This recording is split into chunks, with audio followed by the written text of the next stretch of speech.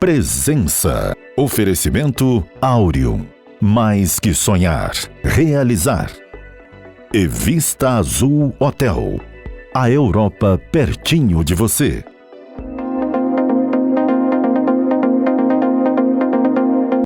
A presença hoje é a do advogado e procurador do Estado, Effen José Ribeiro dos Santos, com quem nós passamos a conversar agora. Doutor Effen, ou Effen, para quem já te conhece há mais tempo, tem mais, como é o caso desse entrevistador, né? Você está atualmente na chefia da Procuradoria do Estado do Espírito Santo, em Brasília. Isso significa que você é o interlocutor do Estado junto às várias instâncias, inclusive as mais altas, ministros, ministros do Supremo Tribunal. E já há algum tempo que você faz esse trabalho. Há quantos anos exatamente?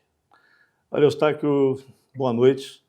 Eu sou responsável pelo trabalho de acompanhamento dos interesses nos tribunais superiores do Estado do Espírito Santo há mais de 20 anos. Eu fui designado em 2003 para acompanhar perante os tribunais superiores todas as demandas de interesse do Estado do Espírito Santo. E a nossa atuação envolve todos os tribunais sediados em Brasília, que são chamados os tribunais superiores. São o Tribunal Superior do Trabalho, o Superior Tribunal de Justiça e o Supremo Tribunal Federal. Mas você foi advogado um bom tempo antes de ter esse meio que coroamento de carreira, até chegar como procurador do Estado e representar os interesses capixabas em Brasília. Olha, eu tenho quase 40 anos de carreira.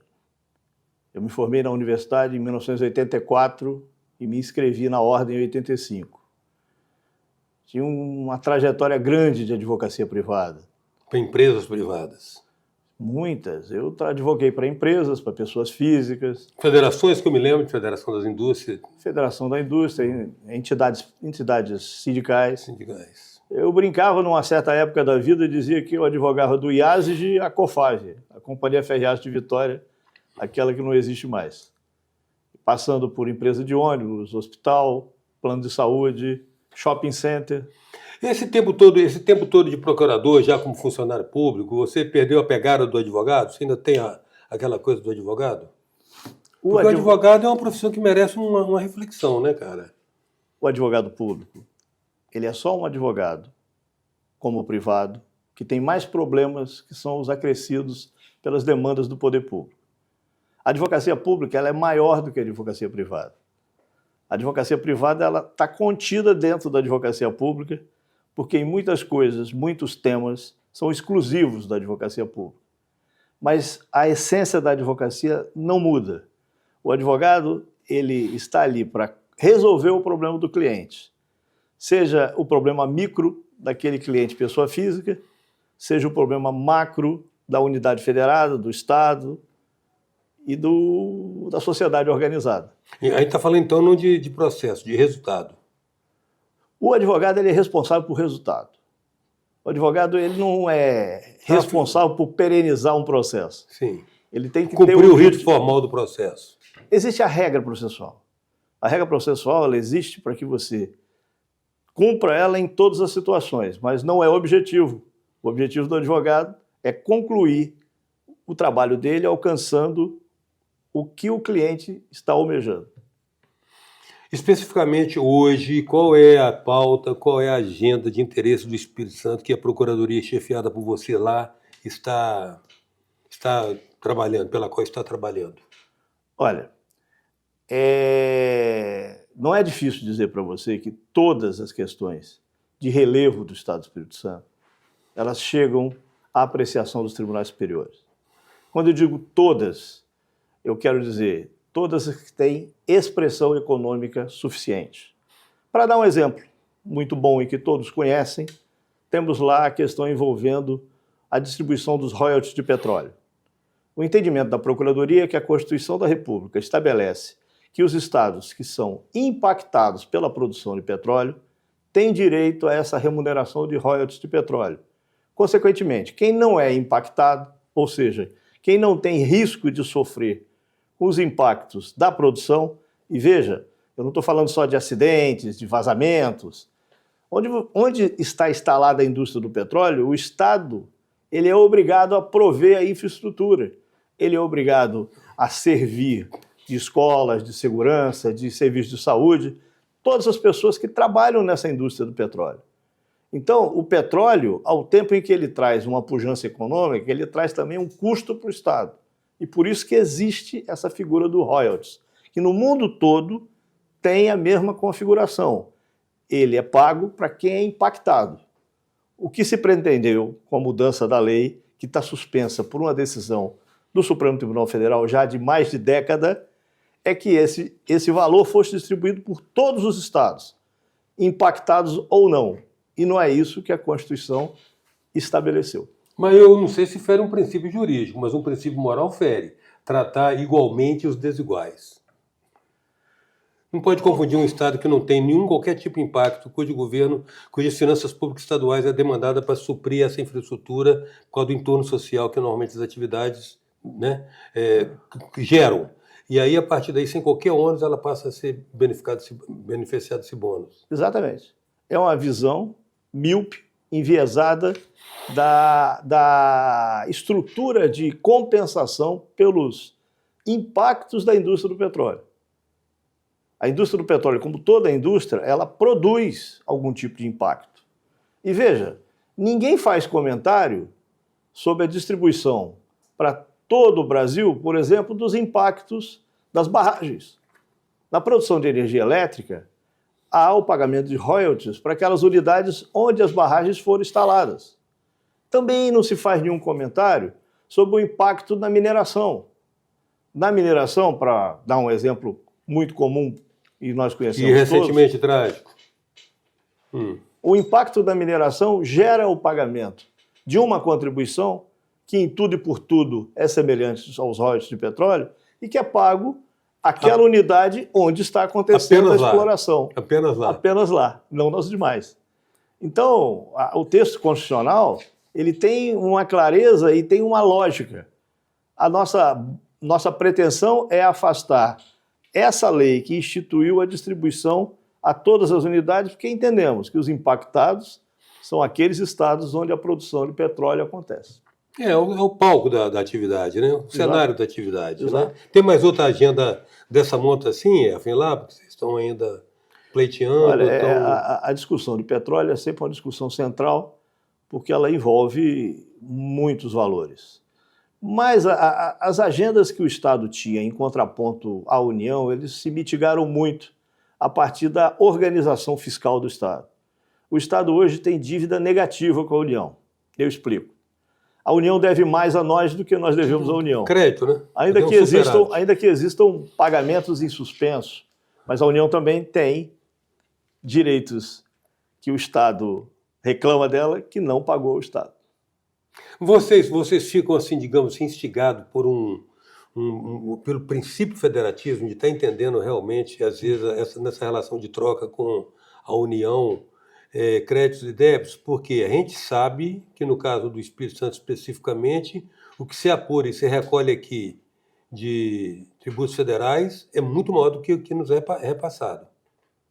E aí nós temos a questão do pacto federativo aí, que está sempre sob suspeita, no mínimo. Olha só, o nosso modelo federativo ele tem defeitos muito graves, não há dúvida.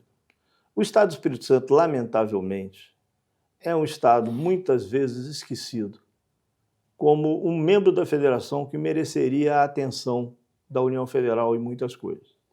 Durante muitos anos, os grandes problemas do Estado do Espírito Santo foram todos aqueles que estavam sob o controle da União Federal. São as rodovias federais que cortam o Estado, é a ferrovia que precisa ser estendida até o Rio de Janeiro, a dragagem do Porto de Vitória e o aeroporto. Então, veja, eu estou citando vários exemplos de estruturas fundamentais para o desenvolvimento do Estado, que são efetivamente equipamentos infraestruturais para o crescimento e que não estava ao alcance do Estado a solução das dificuldades e das demandas envolvendo ele. Um dos problemas foi resolvido com o aeroporto. Outro dos problemas foi resolvido com o porto, o canal do Porto de Vitória sendo dragado. Mas nós temos problemas muito graves nas rodovias federais que cortam o estado do Espírito Santo e que continuam em situação de péssimo estado de conservação. É lamentável, né? É lamentável porque nós temos 2 eixos viários aí que são fundamentais para a questão da nossa, digamos assim, do nosso aquecimento econômico, né? E interessante que é o eixo perpendicular e o eixo longitudinal, né? Não se concebe quando a 262 tem um processo de, por exemplo, de duplicação tão arrastado, né? Não se concebe. Você acha que isso reflete, de uma certa maneira, a inexpressividade da nossa representação política? Bom, veja, a nossa representação política, a representação, ela é balizada pela população. Nós temos uma população... Na Câmara, né? Na Câmara. No Senado é um... No Senado é paritário, mas paritário. Na Câmara é balizada pela população. Como nós temos uma população relativamente pequena em contraponto à população total do Brasil, nós temos uma baixa representação. Agora, não é a única explicação, porque outras unidades da federação são também pequenas conseguem obter a atenção dos órgãos do governo federal, do governo central. Na verdade, o Estado do Espírito Santo, por muito tempo, foi a unidade da federação esquecida em termos de prioridade. E isso tem razões históricas. O Estado do Espírito Santo ficou isolado por mais de uma centena de anos, na época do período da exploração do ouro em Minas Gerais. E isso cobra um preço, esse isolamento. O Estado só saiu do isolamento quando a produção de café foi instituída. Depois da produção do café, outras atividades econômicas vieram para o Espírito Santo, até que um belo dia de sol se descobriu o petróleo no mar. E esse petróleo transformou a economia do Estado do Espírito Santo. A par disso, grandes projetos na década de 70 estruturaram a nossa economia e estão aí até hoje. Grandes indústrias que são fomentadoras de desenvolvimento. Mas o Estado obter tratamento prioritário da União Federal, infelizmente, nunca aconteceu. E interessante que avulta cada vez mais a localização estratégica do Espírito Santo, né? Se tomarmos o Brasil, o litoral brasileiro de frente, o Espírito Santo é o umbigo da costa brasileira. Nós somos o ponto da metade, nós somos o encontro da cultura do norte com a cultura do sul. Nós somos a saída mais racional economicamente da Interlândia brasileira, desde o Peru, passando por Amazônia, em linha reta. Se a reta continua sendo a menor distância, em 2 pontos. Não tem por que o Espírito Santo não acontecer. Então tem essa questão da representação política. Eu acho também que o Espírito Santo, o capixaba mesmo, ficou impregnado de um certo acanhamento. Ele se acostumou a ser pequeno e não descobriu ainda que essa localização, essa vantagem estratégica, no momento que o mundo migrou do átomo para o byte, o que está contando hoje é inteligência, é vantagem competitiva. A gente teria alguns trunfos lá. Mas isso não é assunto para o procurador tratar, isso é assunto para reflexão entre 2 capixabas. Né? Pode ser. Como eu sou capixaba, eu gostaria de dizer para você que eu acho que, recentemente, essa autoestima melhorou bastante. Sim. É uma percepção de identidade. Já de alguns anos, você vê confecções que enaltecem os símbolos do Estado. Evan, você recentemente publicou um texto aí alertando sobre mudanças e implicações nos ritos de tramitação na alta corte. Você opera na alta corte, você tem familiaridade com os rituais da alta corte.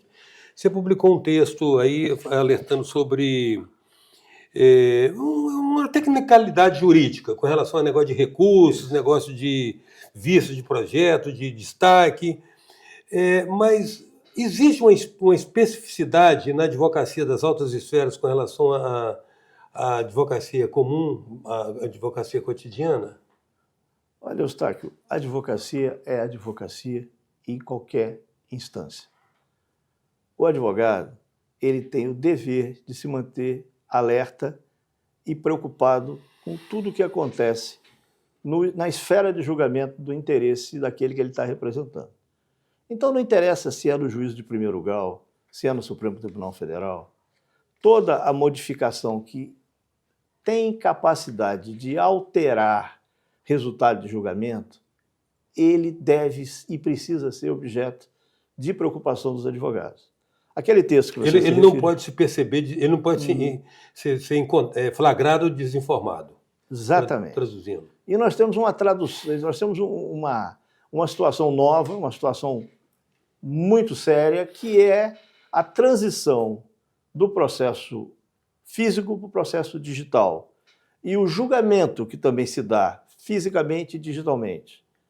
Eu explico.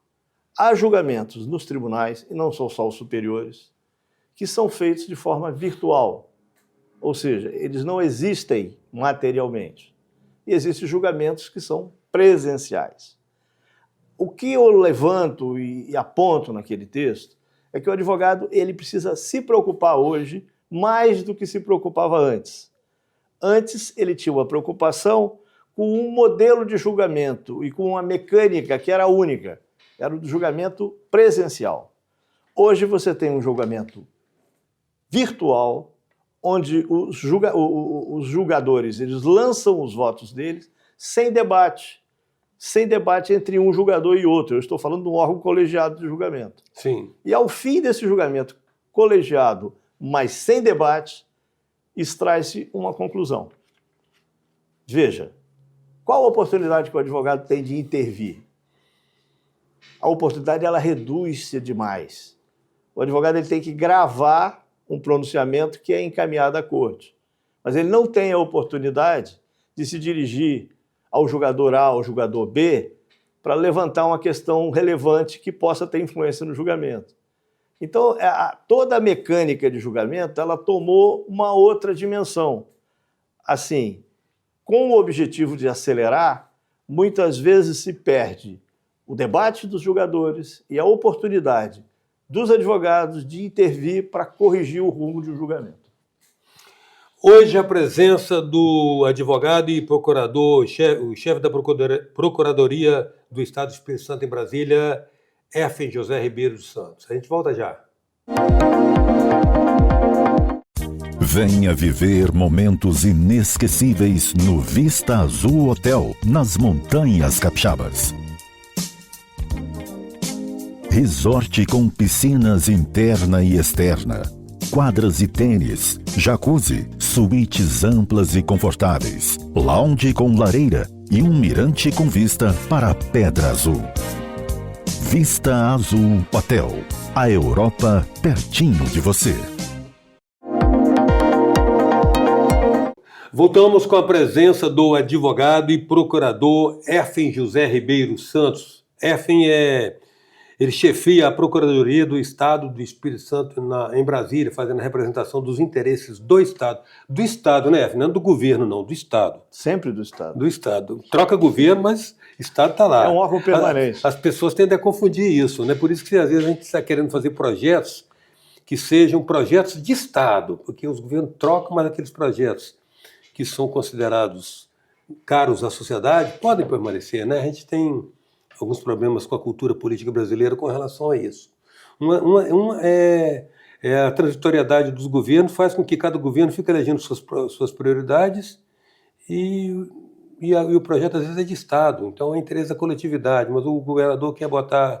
Não estou te falando nenhum especificamente, não, estou falando de um aspecto comportamental e cultural. Cada um quer imprimir sua marca. Você sabe que a dinâmica do processo judicial é um antídoto a isso. É impessoal, né? Não, porque o processo judicial seguramente vai durar 4 a 5 governos. Perpassa os governos.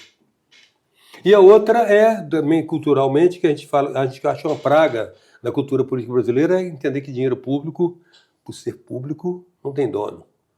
Quando é de todos, na verdade, né? Eu acho que, na verdade, o crime contra o patrimônio público deveria ser mais particularmente penalizado quanto o crime entre particulares. Mas isso é mera opinião. Quero saber de você, Effen, o seguinte, você tem uns caminhos, você conhece o caminho dessas pedras aí, porque você tem esses longos anos aí de militância na advocacia em tantas esferas de interesse. O que você considera hoje fator fundamental para o êxito de uma causa? É a consistência da demanda, a justiça que se pede para se reparar naquela demanda, é a boa técnica jurídica, a capacidade argumentativa, a capacidade de fazer os arrazoados, ou no fundo, o que toca tudo é relacionamento, é network, é a sua proximidade com a instância decisória? Eustáquio é um conjunto disso tudo. Mas alguma coisa ficou de fora. O advogado, ele precisa antes conhecer e entender qual o problema do cliente dele. Conhecendo o problema do cliente dele, ele deve propor a solução, que pode ser requerimento de ação judicial ou pode ser outra solução qualquer. Mas não pode fugir da necessidade de, antes de se mexer para buscar a solução do problema, entender o que é que está em jogo. Então, entendido o que é que está em jogo, o advogado não pode deixar de ser diligente, não pode deixar de ser resiliente, não pode deixar de ser técnico e não pode deixar de ser trabalhador. A advocacia é uma profissão muito trabalhosa. As pessoas têm uma visão um pouco romantizada, imaginando que basta que o pedido seja entregue ao judiciário para que a solução da demanda venha imediatamente. E não é assim. Nós sabemos que as pessoas trabalham e demandam muito esforço para chegar ao fim e obter um resultado que seria aquele representado a solução do problema que foi levado para o advogado.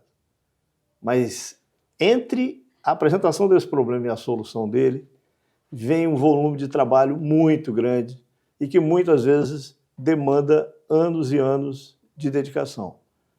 A morosidade da justiça dita, ela muitas vezes é uma responsabilidade coletiva. A própria parte contribui com a morosidade, às vezes, perdendo a oportunidade de fazer uma boa composição. Às vezes, o sistema processual também contribui porque permite uma sucessão de recursos muito extensa. E talvez até a nossa estrutura judicial, como ela existe hoje, ela também contribua, porque ela está assoberbada de pedidos.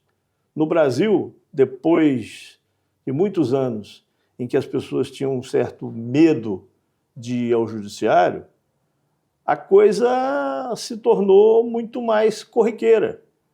Você para pensar como era o Brasil antes do Código do Consumidor. O Código do Consumidor ele é um divisor de águas.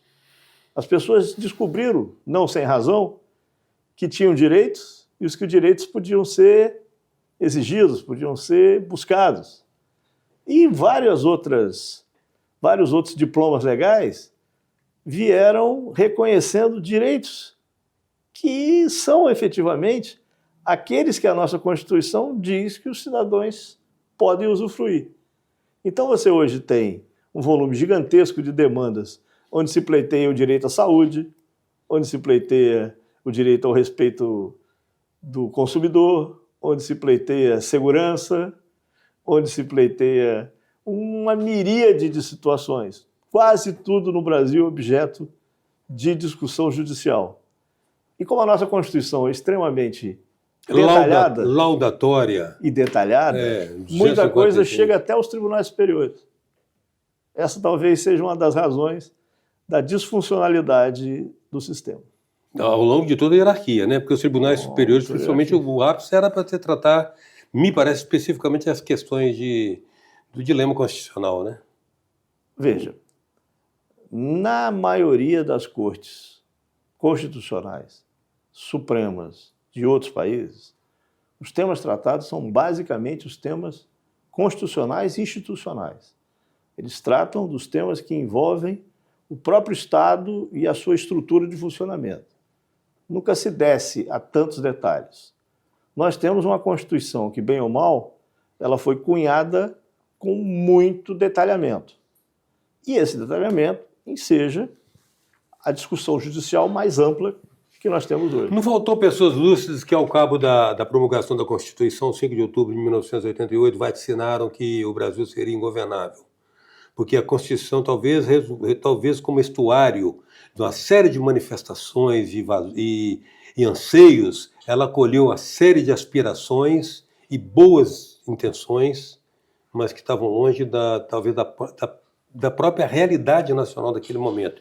E a gente purga por isso. Inclusive equívocos como esse de termos uma Constituição parlamentarista no regime presidencialista. É verdade. Há quem veja nisso um grande equívoco. É verdade. Olha, veja, o que aconteceu? Estamos saindo de um regime legal absolutamente restritivo. O regime legal restritivo já não mais atendia a sociedade. Havia um reclamo da sociedade de uma nova estrutura constitucional. Se a estrutura constitucional ficou extremamente detalhada, é porque a sociedade tinha uma miríade de demandas que precisavam estar colocadas em algum lugar. E foram parar quase todas elas na chamada Constituição Cidadã. Desaguaram ali. Então, veja, uma das questões curiosas é essa da organização da estrutura de poder. A organização da estrutura de poder, você tem razão, ela tem toda a configuração da organização de um Estado parlamentarista. Mas, ao fim dela, a mesma Constituição estabeleceu uma regra em que haveria um plebiscito para saber se o regime seria parlamentarista ou presidencialista. Sufragou-se, ganhou o regime presidencialista, mas não se mudou, em momento algum, toda aquela estrutura anterior que era parlamentarista. Então, o que está acontecendo hoje, vem acontecendo aos poucos, é a constatação pelo Poder Legislativo de um poder que ele já tinha. Estava na Constituição. E isso é difícil de solucionar. Ô Ev, você mencionou a respeito da necessidade de um advogado ser movido pelo propósito de ele entender que a missão dele é prover uma solução para o cliente e não se reportar apenas aos aspectos formais do processo, cumprir as etapas e dar por cumprida a sua parte e abster-se a partir daí de acompanhar todo aquele processo, né? Aqui no Espírito Santo, por exemplo, os advogados entendem como uma grande vantagem comparativa no exercício da sua profissão aqueles que têm mais ou menos acesso aos desembargadores. Você acha que isso é uma competência pessoal a ser exercitada ou é uma discriminação que não deveria ser observada? Olha só, veja, o acesso ao magistrado, ele deve ser franqueado a todo advogado. Por quê? A magistratura, ela tem uma missão. A missão da magistratura é prover a paz social, é dar solução a conflitos. Se não viesse ninguém e desse uma solução ao conflito, o conflito se perenizaria. E esse conflito nasce no seio da sociedade. Só que nós não podemos voltar aos tempos bíblicos, quando as pessoas iam ao hall do trono de Salomão, pediam uma solução ao rei. No nosso sistema, e como hoje ele está consolidado, quem leva as demandas ao Poder Judiciário são os advogados. Então, a magistratura só tem como referência e canal de comunicação com a sociedade os advogados. Daí que não receber advogado, você se referiu aos desembargadores, eu me refiro aos magistrados de primeiro e de segundo grau, todos eles. Não receber os advogados é mais ou menos como não atender o telefone. A sociedade liga para o judiciário e pede uma providência. O telefone é o advogado. Bom, encerrando, eu quero saber de você o seguinte, você já dá para fazer 30 anos lá em Brasília. 20, mas talvez você já está na fase que você está considerando a possibilidade de voltar para cá e, nesse caso, você sente com predisposição para contribuir, trazer essa experiência sua para aprimorar alguns processos e nosso estilo nossa operação de justiça? Olha, eu tenho a consciência que eu só me constituí no profissional com a experiência que eu tenho hoje porque a sociedade capixaba assim permitiu. Porque se eu sou um servidor público e eu sou um profissional de direito, um advogado público, isso acontece porque existe uma estrutura montada no âmbito do governo do Estado, chamada Procuradoria-Geral do Estado do Espírito Santo, e que me permitiu exercer a advocacia lá nos tribunais superiores. Aí eu fico esses 20 anos lá. Eu, sinceramente, me sinto devedor de retornar e devolver para a sociedade tudo o que eu tive oportunidade de aprender. E isso a gente tem trabalhado e pensado em formas e modos de levar isso, inclusive com o apoio da Ordem dos Advogados. Quero agradecer muito, sua presença, sua disponibilidade de estar conosco aqui. Muito obrigado a você pelo espaço, meu caro Eustáquio. Hoje a presença do advogado, ele insiste, que ele é procurador, ele está procurador, mas é advogado, ele quer dizer isso. Advogado e procurador Effen José Ribeiro Santos. Até já.